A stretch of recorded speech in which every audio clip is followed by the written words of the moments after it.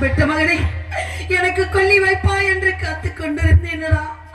உனக்கு கொல்லி வைக்க நிலைக்கு தள்ளி வைத்து விட்டாயே. இந்த தாய் நான் என்ன செய்வேன்? ஊராரில்லை, உற்றாரில்லை, உறவினர் யாரும் இல்லாமல் 10 மாதம் சுமந்து பெற்றேனடா மகனே. நான் என்ன செய்வேன்? தாயே பராசக்தி, நான் பெற்ற மகன் பிறந்து விட்டான் என்று எல்லோரும் வாழ்த்தினார்களே. அப்பேற்பட்ட மகன் இறந்து தகன செய்யும் பொழுது யாரும் இல்லாமல் பாவியா நிற்கின்றேனே.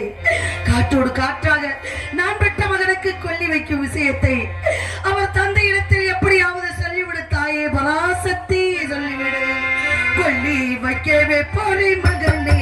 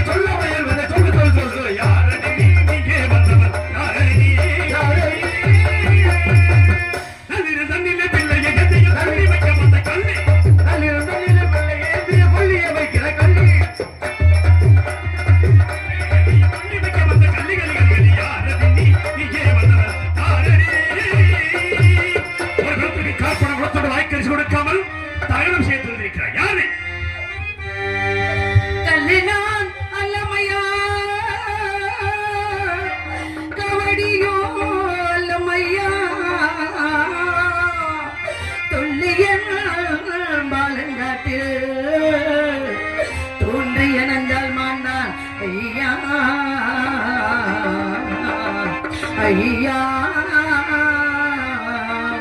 ஐயா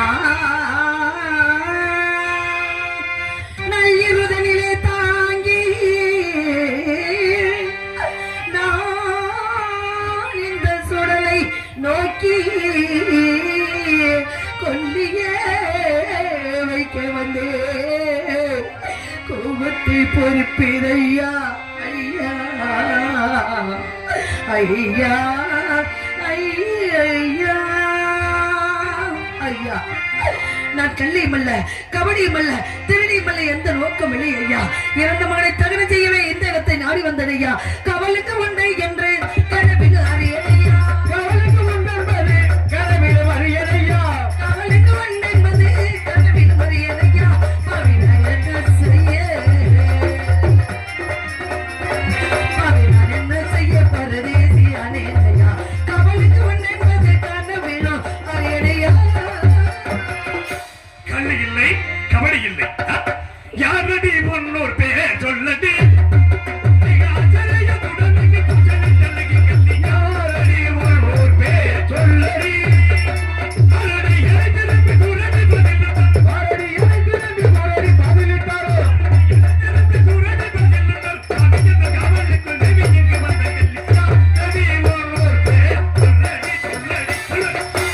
நீதி தவறி பேசாதே, நீதி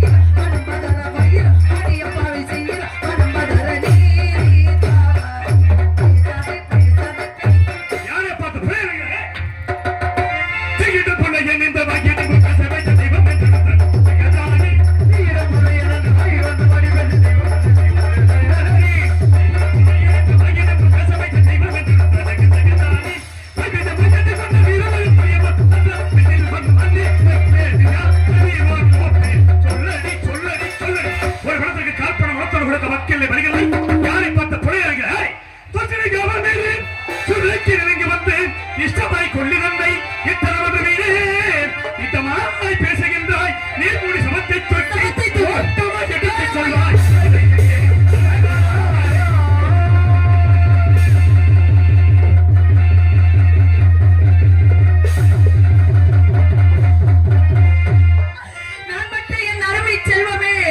மகனே தேச மகனே உங்களை காலாட்டி வதைத்து விட்டாரே கொடிய பாவியை நான் பெற்ற செல்வ மகனே ஆசை மகன் நேச மகன் பாச மகன் மகனே ஆசை மகனே நேச மகனே அடி மகனே மகனே என்று ஜெகத்தாலே இருக்கிற பாவனை நினைக்கிறாய் என்னடி மகனே மகனே என்று ஜெகத்தாலே இருக்கிற பாவனை நினைக்கிறாய் என்னடி பாவனை நினைக்கிறாய் என்னடி நீ சும்மாக எனக்கு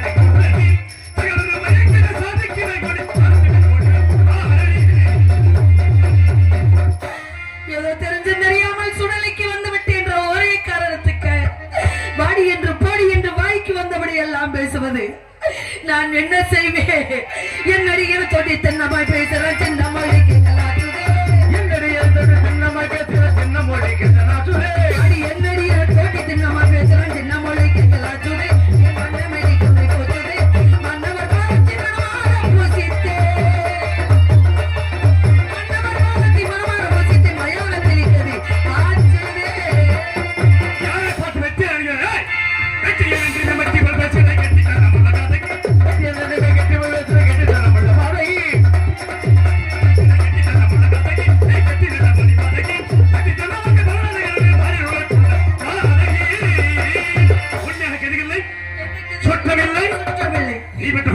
நான் பெற்ற செல்வனையா அப்படி என்றால் பதியங்கி பதியிருக்கின்றார் எங்கோ இருக்கின்றார் தற்சமயம் இல்லையா என்னை நம்புகளையா இருக்கிறார் ஆனால் தற்சமயம் இல்லை எப்படி அவர்கள் இந்த காசி மாநகரத்தில் இருக்கிறார் என்ன இது இவர் கிடத்தில் ஏதோ பணி என்று விடுகிறது என்னவென்று பார்க்கிறேன் பார்க்கலாம் பலியில் பலியில் ஏன் இல்லையா ஏன் இல்லையா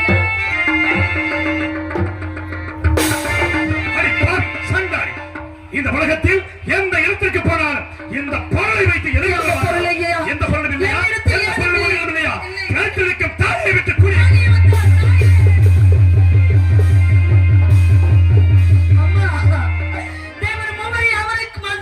தெரியாதே 33 தேவர்களுக்கு தெரியாத மங்கள்யம் 44 ரிஷிமார்களுக்கு தெரியாத மங்கள்யம் நான் பெற்ற பிள்ளைக்கு தெரியாத மங்கள்யம் என் கட்டிய கணவன் என்று பிறர் கண்ணில் தெரியாத மங்கள்யம் கேவலம் சுழலிலே கப்பன முளத்தண்ட உசிக்கக்கூடிய ஒரு சண்டாளன் கட்டு விட்டார் என்றால் நீதி தவறி விட்டேனா நீதி தவறி விட்டேனா குற்றம் செய்து விட்டேனா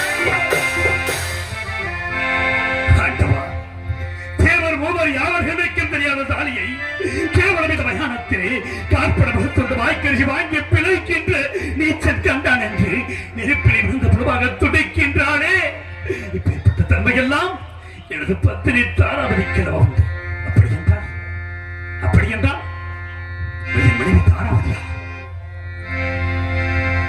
இறந்து கிடக்கின்ற இந்த குழந்தை என் மகள் லோகிதாசனா இருக்காது இதுவும் அந்த விஸ்வாமித்திரனின் சூழ்ச்சியாக இருந்தாலும் இருக்கலாம் தீர விசாரிக்க வேண்டும் அம்மா பெண்ணே மங்கையே மங்கையே மணந்த கணவனல்லாது மற்றொருவர் கண்ணுக்கு தோன்றாத மங்கையத்தை பங்கமுட்ட விளையும் கண்ணில் காணவோ வைத்தானே அங்கம் வந்து வாடுகின்ற பெண்ணே பெண்ணே பெண்ணே அம்மா மனதினில் உள்ள மனக்குறையாவையும் மறைக்காமல் எடுத்துரைத்தார் மனக்குறை தீரும் பெண்ணே பெண்ணே பெண்ணே அம்மா நீ யார் இறந்து கிடக்கின்றது குழந்தையா உன் ஊர் என்னம்மா உன் பேர் என்னம்மா உன் பேர் ஐயா கட்டிலில் வைத்த பிணத்தை காலால் எடுத்து உதைத்தீர்கள் ஐயா நான் பெற்ற செல்வத்தை தகன செய்ய அனுமதித்தார்கள் தார்கள் என்று கேச்சிக் கொண்டிருந்தேனே. கட்டையில வைத்த குழந்தையை காலா எட்டி உதைத்து விட்டு ஒரு பேர உறவென்று என்று கேட்கிறீர்கள் ஐயா. நான் எந்த முறையா சொல்ல, நான் எந்த கதையா சொல்ல, பட்ட கதையை சொல்லவா, பிறந்த கதையை சொல்லவா, இந்த பாவி உலகத்தில் பிறந்த கதையை சொல்லவா? நான் ஏன் சொல்ல வேண்டும், நான் எதற்கு சொல்ல வேண்டும் என்றால் எனக்கு வேறு வழி தெரியவில்லையே ஐயா. நான் பெற்ற கதையை, நான் பெற்ற பிள்ளையின் கதை, என் கதையும் சேர்த்து சொல்கிறேன் ஐயா. என் கதையை கேட்ட பிறகாவது நான் பெற்ற மகனை தகவல் செய்ய அனுமதி தருவீர்கள் என்ற சொல்கிறேன் ஐயா. கேளுங்க, கேட்டு பொறித்து போக ஐயா. யாரென என்று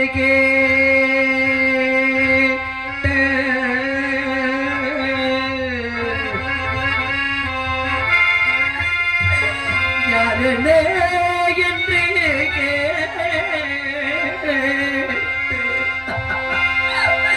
நான் யாரென என்று கேட்டேன். நான் யாரென என்று கேட்ட அன்புள்ள காவல்கார ஐயா. நான் யாரென என்று கேட்ட அன்புள்ள காவல்கார ஐயா. ஐயா ஐயா, நான் யார் என்று தெரிய வேண்டுமா? நான் பெற்ற பிள்ளை யார் என்று தெரிய வேண்டுமா? சொல்கிறேன் ஐயா. இந்த பெண்மகள் இந்த உலகத்தில் வாழ பிறந்தவளையா, வாழ பிறந்தவள். நான் பெற்ற என் மகள் இந்த உலகத்தையே ஆள பிறந்தவளையா. என் தந்தையோ கண்ணமாபுரியின் காவலன். இவன் தந்தையோ அயோத்திக்கு அரசனையா, அயோத்திக்கு அரசன்.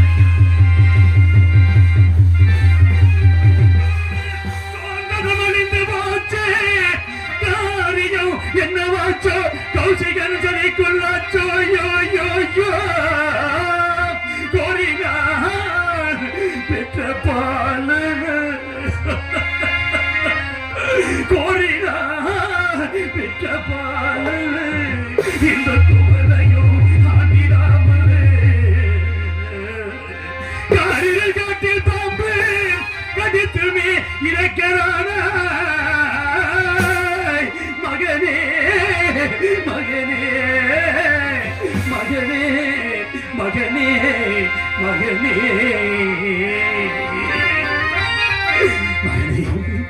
என் செல்வமே, கோசோ நாட்டின் குலவிளக்கே, அயோத்தி மாநகரத்தின் இடம் சென்றதை உதித்த ரத்தினமே, செல்வத்தில் பிறந்த சீரழிந்து கிடக்கும் செல்வ ஜீவா, நீ இறந்து விட்டாயா, நீ இறந்து விட்டாயா, நீ இறந்து விட்டாயா?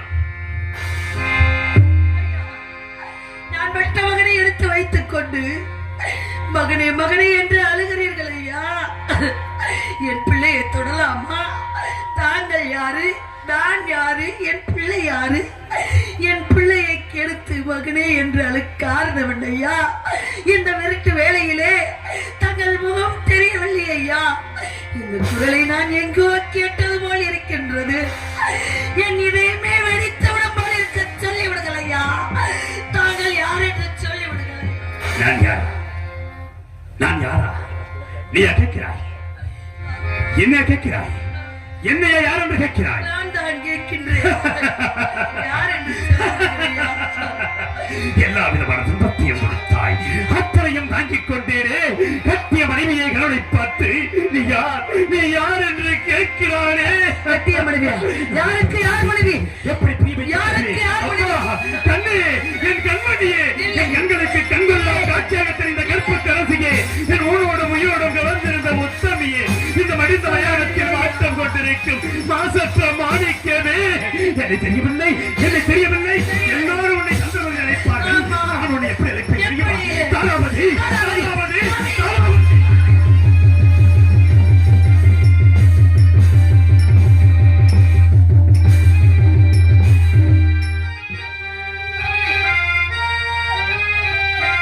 இது என்ன கொடுமை சாமி? எங்கள் இருவரையும் இதோ வந்து விடுகிறேன் என்று சொல்லி சென்றீர்களே, காவி உடையோட பயணத்திலே கருப்பு உடை தரித்து இங்கே வந்திருக்கிறீர்களே, தாங்கள் இங்கு வர காரணம் என்ன சுவாமி? பார்வதி, அந்த முனிவருக்கு கொடுக்க வேண்டிய திரவியத்துக்காக உண்டைய மகனை பெற்றேன் அல்லவா?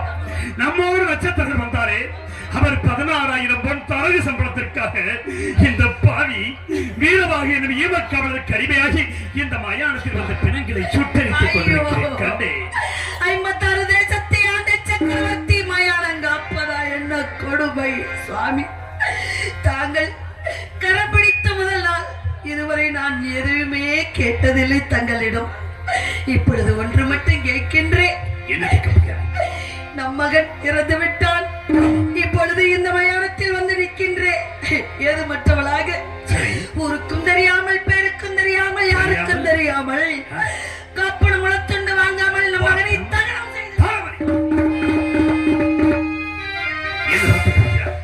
எந்த சத்தியத்தை காப்பதற்காக மயானக்கரை வந்தோமோ, நம் உடம்பை 8000 தொண்டுகளாக கூறு போட்டாலும் கடமை சத்தியம், கடமை சத்தியம் என்றே. பிள்ளைக்கு கூட சடமையா? தாராபதி, உன்னை அடிமை கொண்ட நேரம் சென்று காற்பணத்தை மட்டும் வாங்கி வா, சென்று வா. சுவாமி, பெற்ற பிள்ளைக்கு பிடி சாதம் கொடுக்க முடியாதவர்கள் காப்பணம் முளத்துண்டு இங்கே இருந்து தருவார்கள். அப்படி நான் கேட்டு சென்றாலும் என்னை விடவும் மாட்டார்கள். வேற யோசனை இருந்தா சொல்லுங்கள் சுவாமி. தாராபதி, எல்லா விதமான துன்பத்தை அனுபவித்து நாம் வாழ்க்கையில் ஒன்றே ஒன்று மீது வைத்திருக்கிறோம். கட்டிய கணவனை இவ்வாறு கூறுகிறான் என்ற மனதையிலே சஞ்சலம் வேண்டாம். காசி மாநகரத்து விதிகளில் சென்று உன் கரங்களையும் ஏந்தி பிச்சையாவது எடுத்துக் கொண்டு வா. பிச்சை எடுக்கவா? வாழ்வில் அது ஒன்று மட்டும்தான் இருந்தது. அதுவரை நம் குழந்தையை பத்திரமாக பார்த்துக் கொள்ளுங்கள். ஐயா தாய்மார்களே, நான் பெற்ற மகன் இறந்து விட்டால் லோகிதாசன் என்று அவன் பிறக்கும் பொழுது அள்ளி அள்ளி கொடுத்து சிவந்த கைகளால் பிச்சை எடுத்து வருகிறேன். எனக்கு உதவி செய்யுங்கள் ஐயா, உதவி செய்யுங்கள். தாய் தந்த பிச்சையிலே பிறந்தேன் அம்மா, நீ தந்த பிச்சையிலே வளர்ந்தேன் அம்மா. தாய் தந்த பிச்சையிலே பிறந்தேன் அம்மா, இன்றே தந்த பிச்சையிலே வளர்ந்தேன் அம்மா.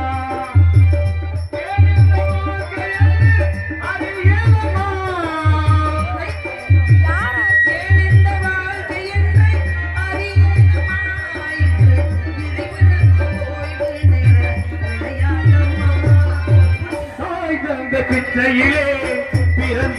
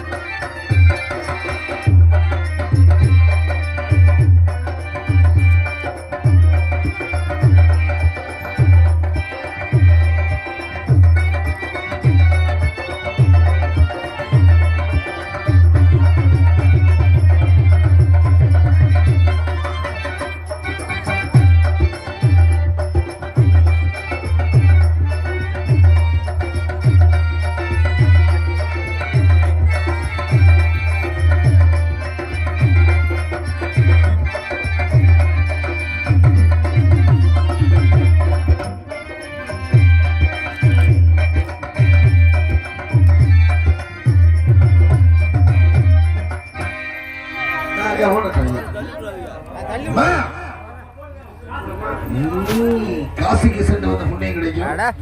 போடுங்க.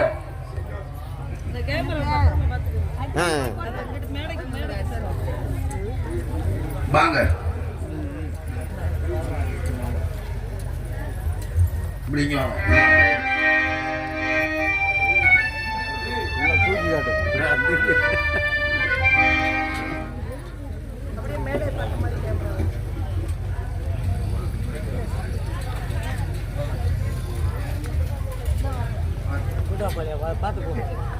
போட்டானே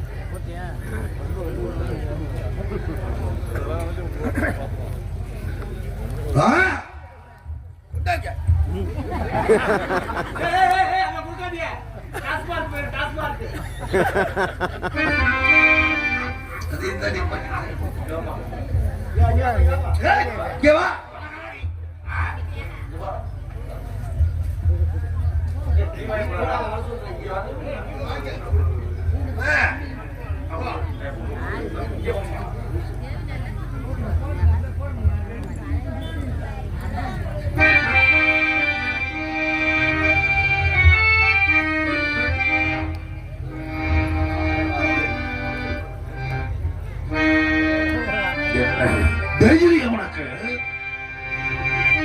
காசிராசன் மகன் கனகவேந்தனை கழுத்தில் அடிச்சு கொண்டு விட்டு இங்க பிச்சை எடுக்கிற மாதிரி நடிக்கிற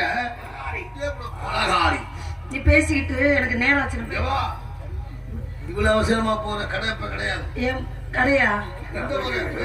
சாப்பிட போறியா? ஓம் பழக்கத்துல கொண்டாங்க. உனக்கு கால் போன முளை தோண்டு தானே? பாரு, இவ்வளவு மழை உனக்கு எதுக்கு? என் முகத்தை நன்றாக ஒரு தடவை உற்றுப்பாரு. என் புருஷன் பிச்சை எடுத்துட்டு வர சொல்லியிருக்காரு.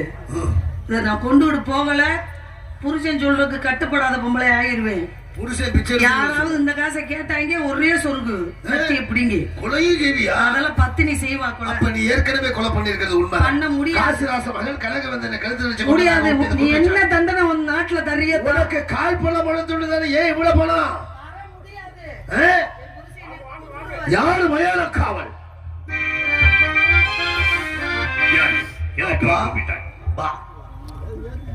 ஒரு பொம்பளைய பிச்சை எடுக்க வச்சு நீ அதை வச்சு வாழ்ந்துகிட்டு இருக்கியா?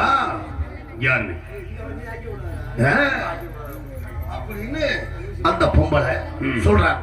சரி, அந்த பொம்பளை என்ன சொல்றாங்கன்னா, காசிராசன் மகன் கனகவேந்தனை கொலை செய்ததாக குற்றச்சாட்டுன்னு நாங்க சொல்றோம்.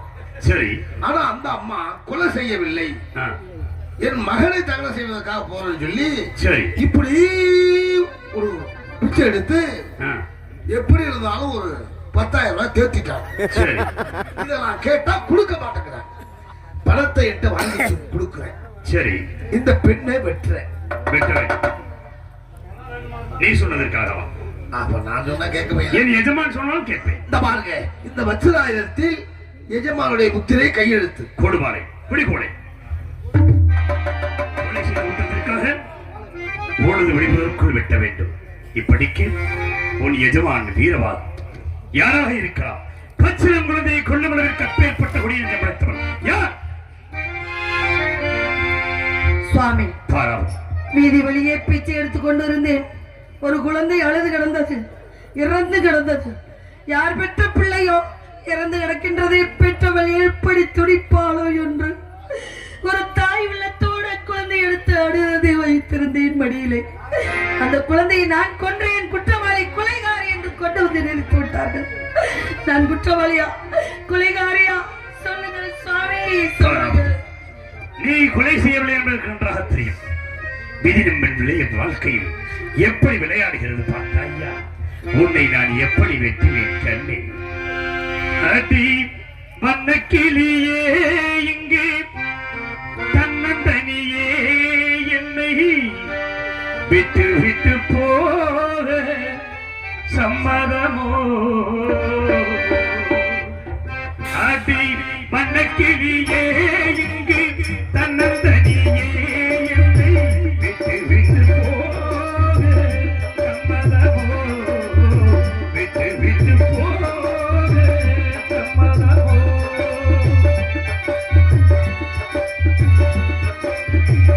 Thank you.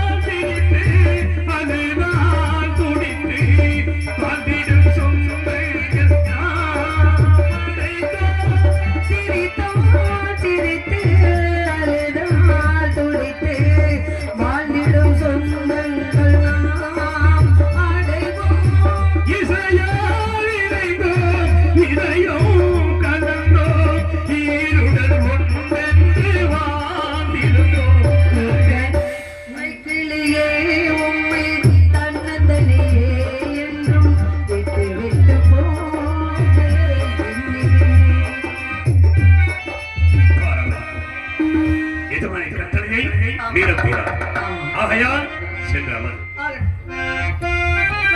பாலால் துணிந்து வெட்ட கைவருமாறுத்த பாலகத்தை பார்க்கவா காத்திருந்தேன். பாலகத்தை பார்க்கவா காத்திருந்தேன்.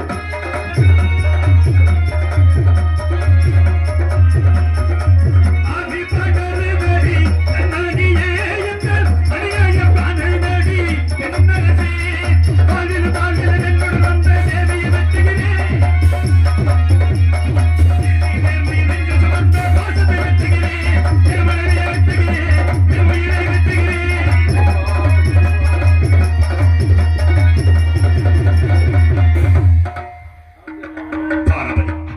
என் மனதையெல்லாம் கட்டுப்படுத்தி மனை கொலை செய்ய போகும்பொழுது மலர் மாலை வந்து தடுக்கிறதே.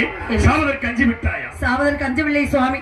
மறுபிறவி ஒன்று இருந்தால் தங்களுக்கே நான் பலிவேக வர வேண்டும். நம் இருவருக்கும் ஒரு லோகிதாசன் மகனாக பிறக்க வேண்டும். தாங்கள் இந்த மக்களுக்கு தலைவனாக இருந்து இவர்களுக்கு தொண்டு புரிய வேண்டும் என்று நினைத்தேன் சுவாமி. பெண் தானே, ஏதோ ஆசைப்பட்டு விட்டேன், மன்னித்து விடுங்கள் சுவாமி. இந்த பிறவியில் என்னை அடைந்து நீப்பட்ட துன்பங்கள் போதாதா? பிறவாத வரம் வேண்டும் என்று வேண்டிக் கொண்டு சென்று அமரு. ஆகட்டும் சுவாமி. ஆண்டவா, ஹரிச்சந்திரன் மனைவி என்றால் வெட்டுவானா அல்லது விட்டு விடுவானா என்று என்னை சோதனை செய்து பார்க்கிறாய். வெட்டுகிறேன். வெட்டொன்றையில் துண்டாகப் போகிறாள். உடலில் இருந்து வருகின்ற ஒவ்வொரு ரத்தமும் கட்டிய மனைவியை கொண்ட பாவி என்று இந்த உலகமே என்னை படித்து பேசப் போகிறது. அந்த அரும்பெரும் காட்சியை காண வேண்டாமா? என் மீது கருணை இருப்பது உண்மை என்றால் என் கண்ணெதிரே தோன்ற வேண்டும். நான் காத்த சத்தியம் நினைத்திருக்க வேண்டும். மனைவியை வெட்டு.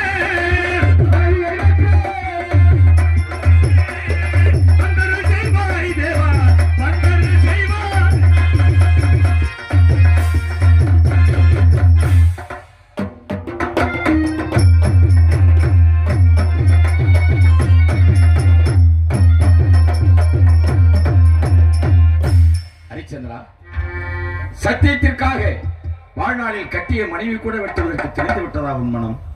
ஹரிச்சந்திரா, நீ சத்தியவேந்தன் என்பது உண்மைதானா? தேவர்களால் சோதித்து பார்க்கப்பட்ட இந்த பூவுலகிலே நன்றாக பார். நீ காப்பது மயானம் அல்ல. தேவர்கள் உன் சோதனைக்காக உருவாக்கிய யாகசாலை உன் கண்களுக்குத்தான் மயானமாக காட்சியளித்து உன்னை அடிமை கொண்டது வீரப்பாக அல்ல. தென் திசைக்கு அதிபதி யமதர்மராஜன் உன் சோதனைக்காக உருமாறி வந்திருந்தார். உன் மனைவி மக்கள் அடிமை கொண்டது காலகண்டன் அல்ல, அக்கினி பகவான். உன் குழந்தையும் இறக்கவில்லை. இப்பொழுதே அழைக்கின்றேன். இன்று முதல் சத்தியம் தவறாத உத்தமன் என்ற பெருமையோடு நீ இழந்த நாடு நகரத்தை அடைந்து நீ பிரிந்த மனைவி மக்களோடு சேர்ந்து சத்திய வேந்தன் என்ற பெருமையை பெற்று மீண்டும் அயோத்தி நீங்களே அப்படியே அதை பாடவன்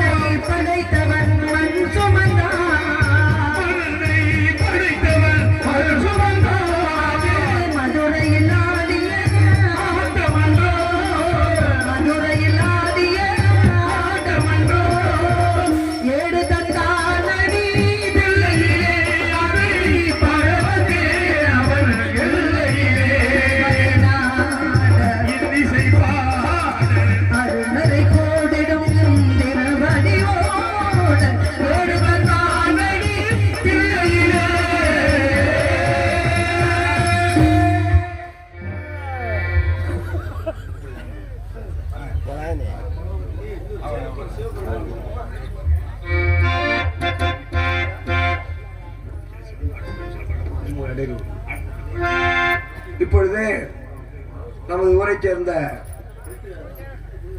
போஸ்ட் மாஸ்டர் மனோகர் அவர்களுக்கு ஐயா திருஞானம் ஐயா அவர்கள் சால்வை அணிவிப்பார்கள். அடுத்ததாக இந்த நாடகத்தினுடைய அமைப்பாளரும் நகைச்சுவை நடிகருமான மரியாதைக்குரிய கலைபெருமாள் அவர்களுக்கு திருஞானம் அவர்கள் சால்வை அணிவிப்பார்கள்.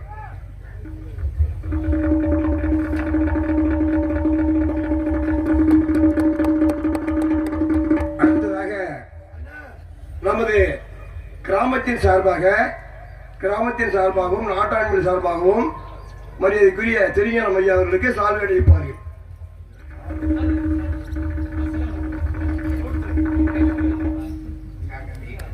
திருஞானம் அவர்களுக்கு சால்வை அவருடைய கையில் கொடுக்கப்படுகிறது.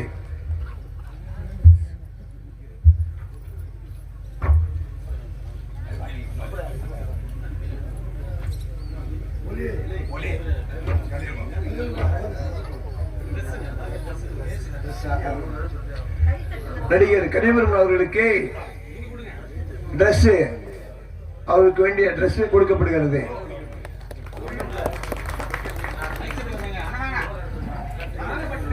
நல்ல பிள்ளையவர்களை மேடைக்கு அழைக்கின்றோம். ஒலி அமைப்பை சிறப்பாக அவ்வப்பொழுது தந்து சிறப்பிக்கின்ற நல்லையா அவர்களுக்கு துண்டு சால்வைகள் மற்றும் அவருடைய சீருடைகள் வழங்கப்படுகின்றன. நெய்வேலி வீராசாமி NLC அவர்களுக்கு அவருடைய டிரஸ்கள் வழங்கப்படுகின்றன.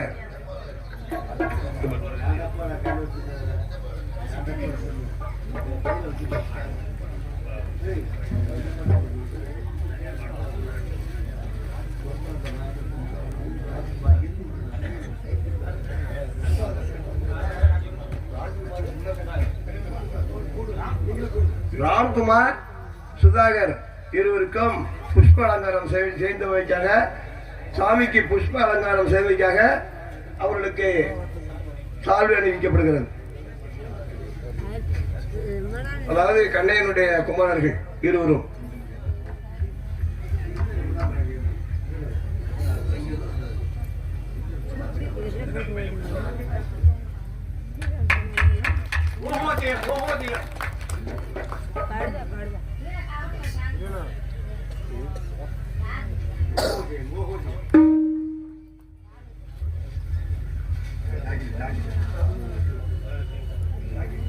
அண்ணாமலைக்கு அரோகரா. அண்ணாமலைக்கு அரோகரா.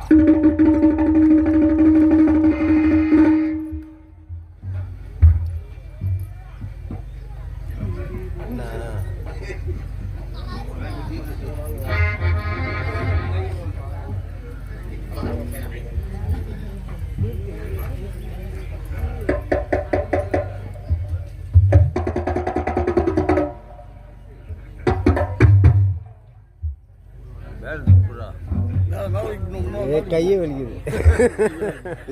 பிடிச்சிட்டு இருக்குது.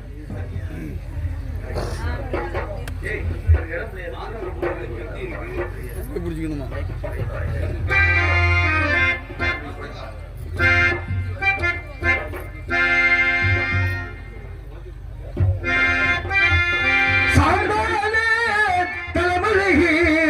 சந்தனத்தால் கோலமிட்டு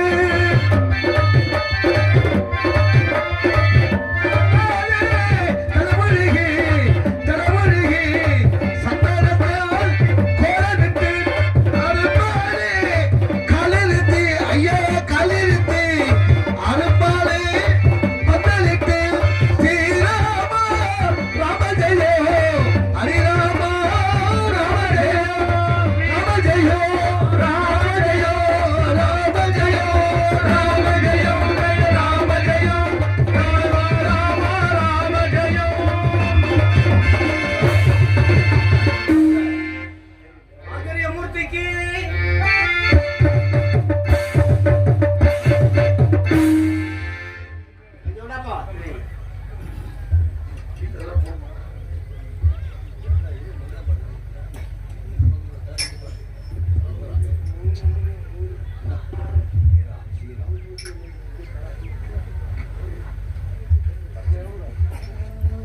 ராஜா டக்கு டக்குன்னு கைட்டி பைபிளில் வைக்கிறது பேர். ஆமாம் ஆமாம், அவருக்கு தானே அதிகம் இது. 5 பேர் 7 பேர் கணக்கு போட்டாங்க.